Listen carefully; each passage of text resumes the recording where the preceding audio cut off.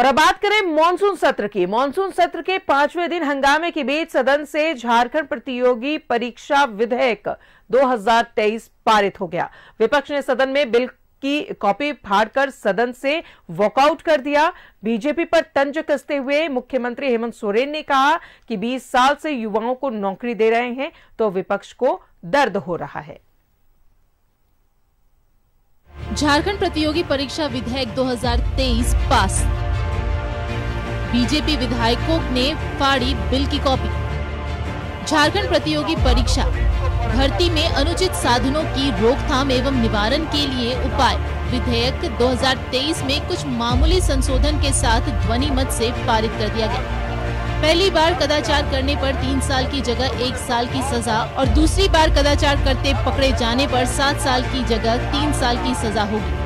बिना जांच के छात्रों की गिरफ्तारी से जुड़े संशोधन को सीएम हेमंत सोरेन ने दरकिनार करते हुए कहा कि डर और भय उन संस्थाओं और परीक्षार्थियों पर होना चाहिए। कुछ लोगों की वजह से लाखों छात्र प्रभावित होते हैं। विपक्ष के हंगामे पर सीएम हेमंत सोरेन ने कहा कि 20 साल तक विपक्ष सत्ता में रहा है, नौजवानों को ठगा। अब जब नौकरियां आ रही हैं तो विपक्ष के पेट में दर्द हो रहा है। जब 20 वर्षों में जिस तरीके से नौकरियों में और रोजगार में जिस तरीके से इन लोगों ने, हमारे विपक्ष जो आज विपक्ष में है, विगत 20 वर्षों से इधर ही थे, कोई रोजगार नहीं, कोई स्वरोजगार नहीं, कोई नौकरी नहीं अध्यक्ष महोदय, और सभी नौजवान जमीन के कारोबार में भी संलिप्त हो गए। कहां जाएंगे? अब काफी रिस्क लेकर के लोग, कोई आज लोग नक्सल इस राज्य में कैसे बने लोग अध्यक्ष महोदय? भूखा पेट क्या ना कराए।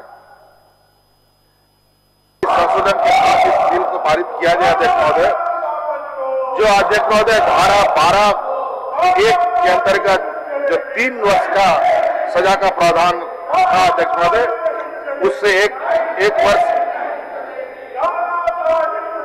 करवाया जा सकता है अध्यक्ष महोदय। और दूसरा अध्यक्ष महोदय, नकल करते हुए जो संलिप्त पाए जाते हैं, जिसमें 7 साल का प्रावधान था, उसके जगह पर हम 3 वर्ष का प्रावधान करके इसका पारित कर दे अध्यक्ष महोदय। इस संशोधन के साथ पारित किया जाए अध्यक्ष महोदय। प्रारंभिक जांच की कार्रवाई में हमेशा हम लोग देखते हैं ये काफी लंबी होती है, और आज भी देखा जाता है बहुत चीज में जो साक्ष्य मिटाने के लिए उसको समय नहीं दिया जाता है। तो एक तरफ जो कुआं, एक तरफ खाई है। इस अधिनियम लाते हैं कि हम सदैव जो एग्जाम कराएंगे, अगर कुछ बाइंडिंग हम नहीं रखते हैं तो फिर वही ढाक के 3 पात। इसलिए सरकार ने इस पर यह लिया है कि हम इसको जो है तत्काल उसको हम जो अरेस्ट गिरफ्तार करेंगे, फिर एफआईआर होगा, फिर सुनवाई होगी। इसमें तो हम ये नहीं लगता है कि उसको सभी दिन जेल भेज दिया गया। बीजेपी विधायक अनंत ओझा ने विधेयक को प्रवर समिति के पास भेजने का आग्रह किया। वहीं आजसू विधायक लंबोदर महतो ने विधेयक के औचित्य पर ही सवाल खड़ा कर दिया। उन्होंने कहा कि झारखंड परीक्षा संचालन अधिनियम 2001 राज्य में लागू है, तो इसे बनाने की क्या जरूरत है। पूरी तरह से इस विधेयक की प्रति को देखने के बाद साफ साफ यही इंगित होता है कि एक तो जल्दीबाजी में लाया हुआ विधेयक है महोदय, दूसरी कि यह एक तरह से काला कानून के रूप में छात्र जगत के इतिहास में जाना जाएगा, क्योंकि इनकी जो मंशा है महोदय कि सूचना देने वाला जो बातें इसके अंदर जो उल्लेखित है कि किसी ऐसे 23 में 1 के क में किसी ऐसे व्यक्ति के विरुद्ध प्रथम सूचना रिपोर्ट दर्ज करने के लिए किसी प्रारंभिक जांच की आवश्यकता नहीं होगी महोदय। जो जहां से प्रश्न पत्र बनकर के आता है उसको जिम्मेवारी नहीं दी गई है। परीक्षा केंद्र पर डीएसपी और कह सकते एसडीओ को जिम्मेवार माना गया है।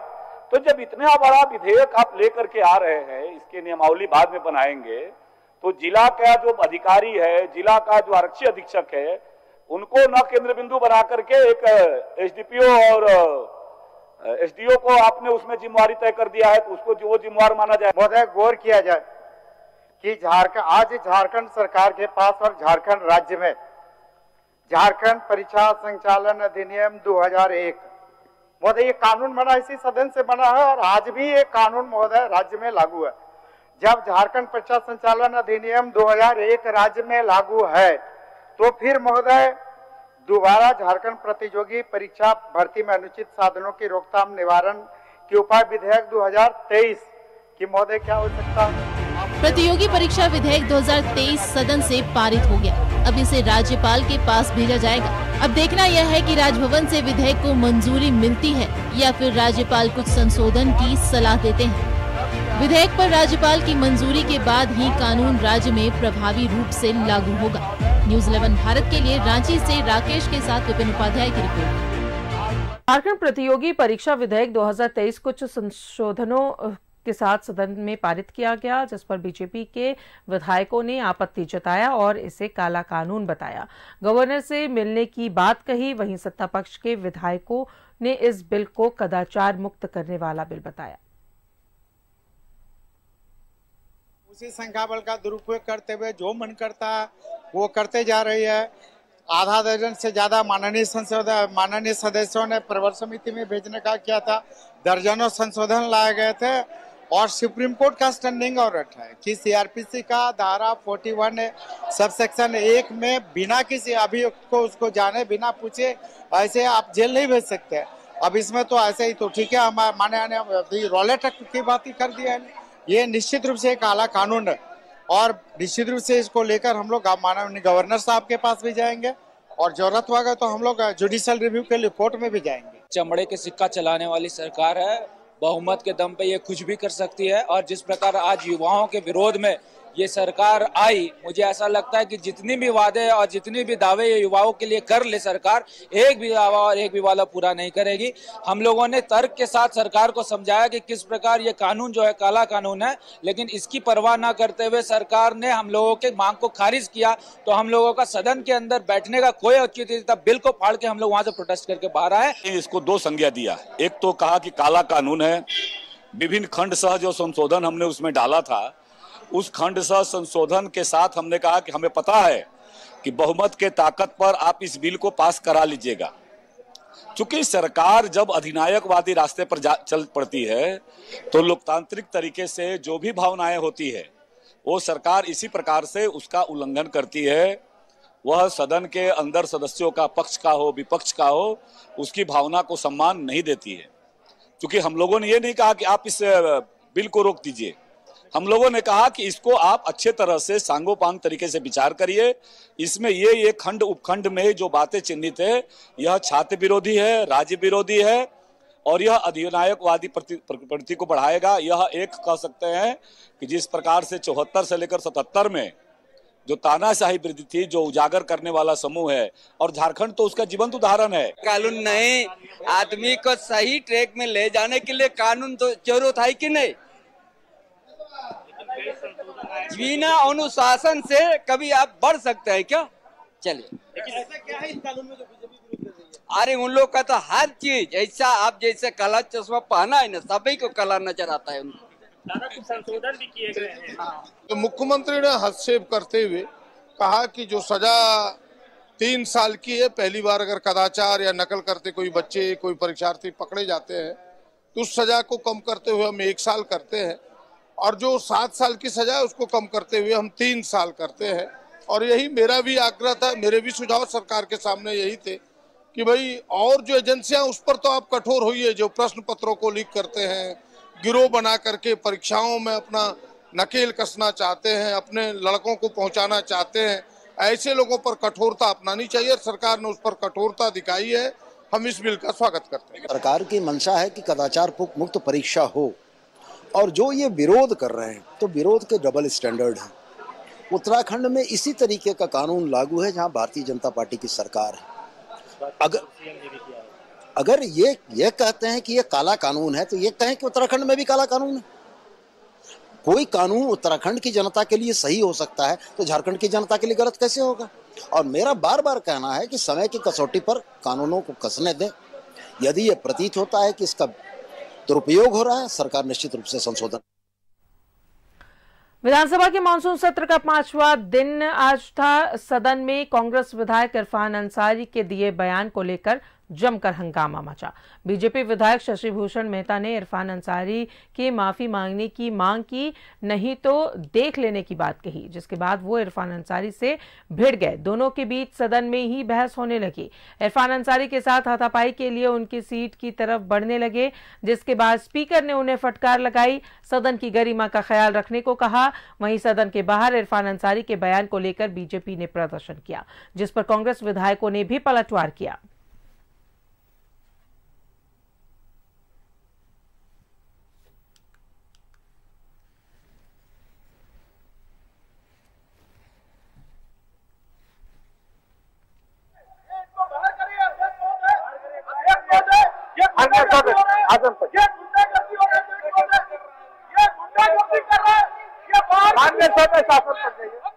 आसन पर जाइए, आसन पर जाइए, निकालिए उसको, निकालिए। आप पर अखाड़ा है क्या? अखाड़ा है, चलो।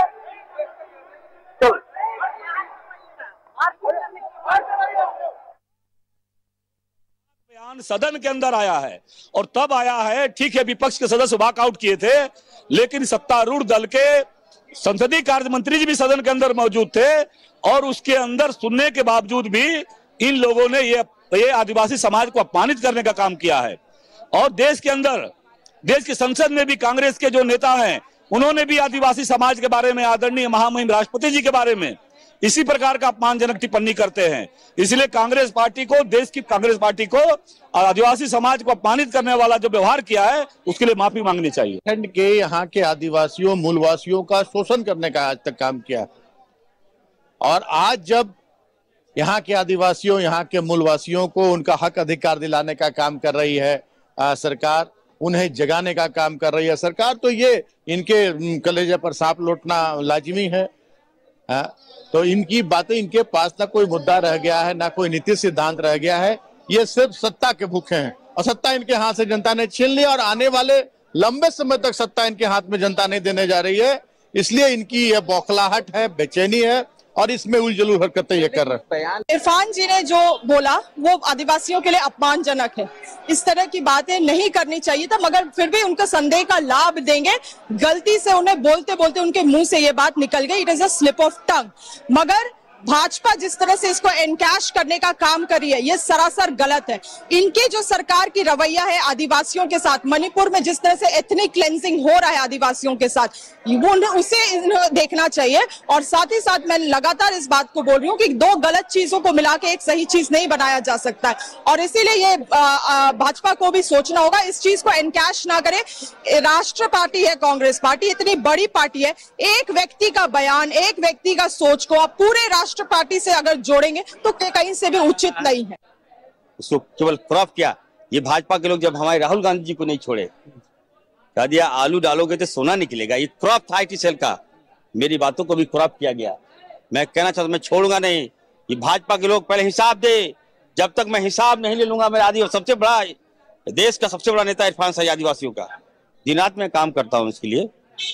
और बेवजह क्रॉप करके अगर आप वीडियो चला रहे हैं, मैं ट्विटर में देख रहा हूँ, जब सदन का प्रॉपर्टी है, सदन का मामला, सदन में माफी मतलब सॉरी हो गया था वहां, तो इसको हाईलाइट करने की क्या बात था।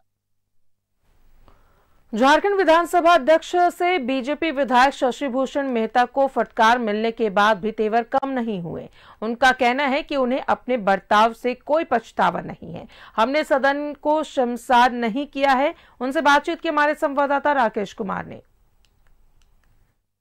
ये कहिए कि सदन के खिलाफ नहीं था, हमारा गुस्सा एकदम जायज है कि ये इस तरह के मंदिर में जाता है, टीका लगवाता है, पंडित जी का गोड़ों लगता है और कहता है कि हम हिंदुए से होकर के हम मुसलमान हुए हैं। इनके बाबूजी कह रहे थे ना कि हम लोग पहले से ये थे, जादवे थे, तो जादव थे तो काहे बन गए मुसलमान है। हमने ये कहा है कि इस प्रकार से अगर मंदिर के नजदीक में कोई दिखाई पड़े इस प्रकार के बड़ रुपया तो दौड़ा दौड़ा का मारो, अब कोई मंदिर में जगह नहीं मिलेगा। अभी ऐसे लोगों को हम किसी कीमत पर, जो आदिवासी भाई बहनों का, पूरे राष्ट्र के आदिवासी भाइयों का अपमान करने का काम करेगा, उसको किसी कीमत पर बर्दाश्त नहीं करेंगे, चाहे इसके लिए जो हो जाएगा। कोई नहीं, कुछ नहीं, हम गौरवान्वित है, पूरा झारखंड के आदिवासी मूलवासी सभी शान के साथ गौरवान्वित महसूस करते हैं। ऐसे बहुरूपिया को ये सबक सिखाने के लिए सभी शान के साथ अपने जो इनका व्यवहार है उसका निंदा की है, और इसके बाद में ऐसे व्यक्ति को हमने कहा था कान पकड़ के माफी मांगो। और सीधा जुड़ेंगे सहयोगी राजेश हमारे साथ मौजूद है। राजेश, आज मॉनसून सत्र का 5वां दिन हंगामेदार रहा और इस हंगामे की कई वजह सामने आए, चाहे वो इरफान अंसारी के बयान हो, चाहे वो झारखंड प्रतियोगी परीक्षा विधेयक 2023 पास करना हो। विपक्ष ने वॉकआउट किया, बिल फाड़े, तो हंगामे की भेंट चढ़ता हुआ नजर आया आज का मॉनसून सत्र का 5वां दिन।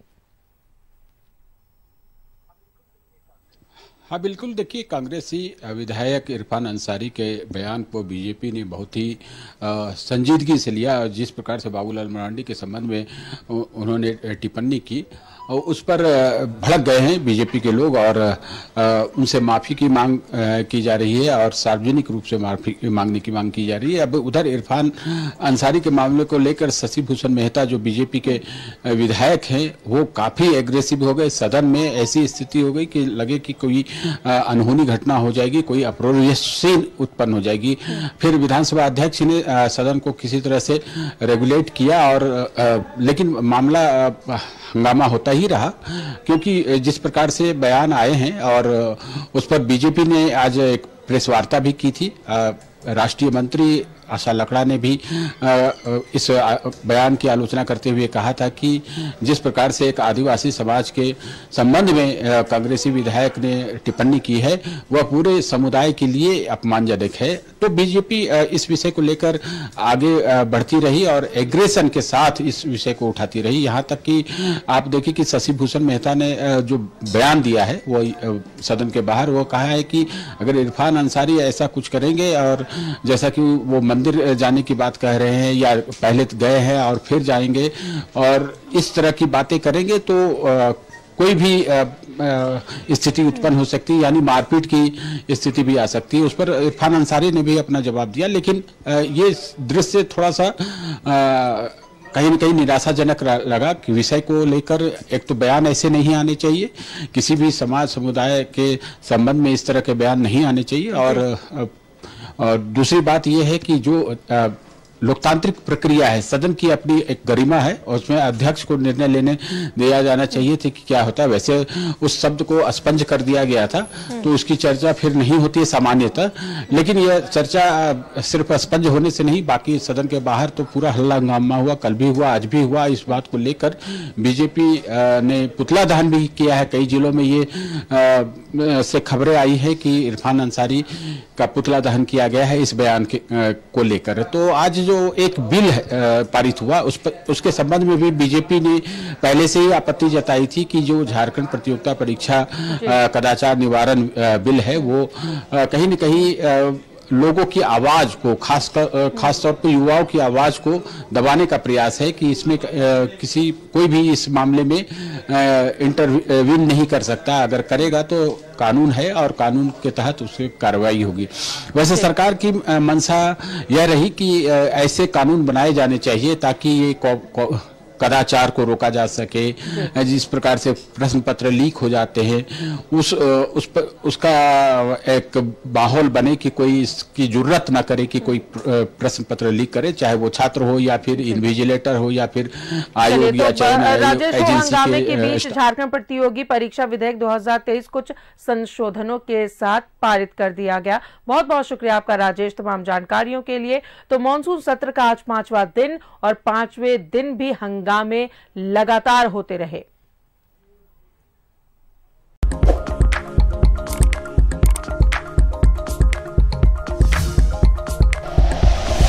Like and share videos, subscribe करें हमारा चैनल और प्रेस करें बेल आइकॉन। न्यूज़ 11 भारत, सच है तो दिखेगा।